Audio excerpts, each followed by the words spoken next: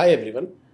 నేను ఈరోజు మీతో ఒక కామన్గా అడిగే క్వశ్చన్, ఫిషర్ ఉన్న పేషెంట్స్లో మాకు అడుగుతారు, అది డిస్కస్ చేయబోతున్నాను. ఫిషర్ ఉన్న పేషెంట్స్ యూజువల్గా సార్ ఈ ఫిషర్ ఉంటే సర్జరీ కంపల్సరీ చేయాలా అనేది అడుగుతారు. ఫిషర్ అంటే ఏనస్ దగ్గర కట్ అయితే దానికి ఫిషర్ అనేది అంటారు. ఆ కట్ రావడానికి రీజన్ హార్డ్ స్టూల్ పాస్ చేస్తే ఆ స్టూల్ ఏనస్ నుంచి బయటికి వచ్చేటప్పుడు అక్కడ ఆ ఏరియా చాలా సెన్సిటివ్ ఉంటుంది. ఆ ఏరియాని కట్ చేస్తుంది. ఆ కట్కి ఫిషర్ అంటారు. ఆ కట్ ఉండడం వల్ల ఏనస్ దగ్గర ఉన్న కండరం బాగా కాంట్రాక్ట్ అయిపోతుంది. ఆ కాంట్రాక్షన్కి ఏనల్ స్పాజమ్ అంటారు. ఆ స్పాజం వల్ల మోషన్ ఫ్రీగా పాస్ అవ్వదు, సివియర్ పెయిన్ ఉంటుంది. మసిల్ చాలా టైట్గా ఏమంటే పట్టేస్తుంది. సో మోషన్ పాస్ అయ్యేటప్పుడు ఆ ఏనల్ స్పింస్టర్, ఆ ఏనల్ కండరం రిలాక్స్ అవ్వదు. సో రిలాక్స్ అయితేనే మోషన్ బయటికి వెళ్తుంది. సో అది రిలాక్స్ అవ్వకపోవడం వల్ల మోషన్ మళ్ళీ ఏమంటే చాలా హార్డ్గా పాస్ అవుతుంది. ఆ హార్డ్గా పాస్ అవ్వడం వల్ల ఆ కట్ ఇంకా ఎగ్జాసర్బేట్ అవుతుంది, ఇంకా పెద్దగా అయిపోతుంది. సో ఇది ఒక విసియస్ సైకిల్ అనమాట. ఆ కట్ వల్ల ఏనల్ స్పింస్టర్ బాగా టైట్గా కాంట్రాక్ట్ అయిపోతుంది. ఆ టైట్ అవ్వడం వల్ల మోషన్ పాస్ అయ్యేటప్పుడు మళ్ళీ ఏమంటే ఇంకా ఎక్స్ట్రా కట్ చేసి వెళ్తుంది. సో దిస్ సైకిల్ని మనం బ్రేక్ చేయాలంటే లైఫ్ స్టైల్ మోడిఫికేషన్ చేయాలి. కొన్ని ట్యాబ్లెట్స్, ఎనాల్జెసిక్స్, యాంటీ ఇన్ఫ్లమేటరీ తీసుకోవాలి. Coming back to the original question, ఈ ప్రతి ఒక్క పేషెంట్కి సర్జరీ అవసరమా? ప్రతి ఒక్క పేషెంట్కి సర్జరీ అవసరం ఉండదు.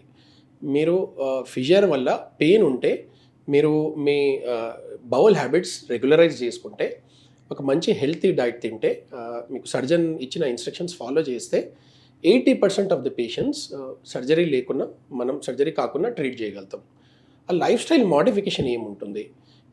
సలాడ్స్ ఎక్కువ తీసుకోవాలి, ఫ్రూట్స్ ఎక్కువ తీసుకోవాలి, నాన్ వెజ్ అవాయిడ్ చేయాలి, రెస్ట్ తీసుకోవాలి, లాంగ్ డిస్టెన్సెస్ ట్రావెల్ చేయకూడదు, ఇంట్లో అట్లీస్ట్ ఒక 1 to 2 weeks రెస్ట్లో ఉండాలి, అండ్ స్టూల్ అనేది సాఫ్ట్గా పెట్టాలి.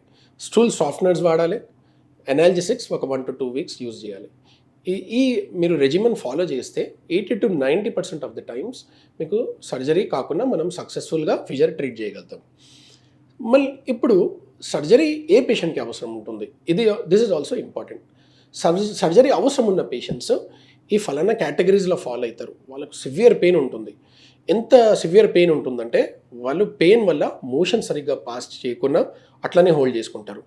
వాళ్ళు కూర్చోలేరు, వారు నిల్చలేరు, వాళ్ళు ఏమంటే నాట్ ఏబుల్ టు వాక్, అంత సివియర్ పెయిన్ ఉంటుంది.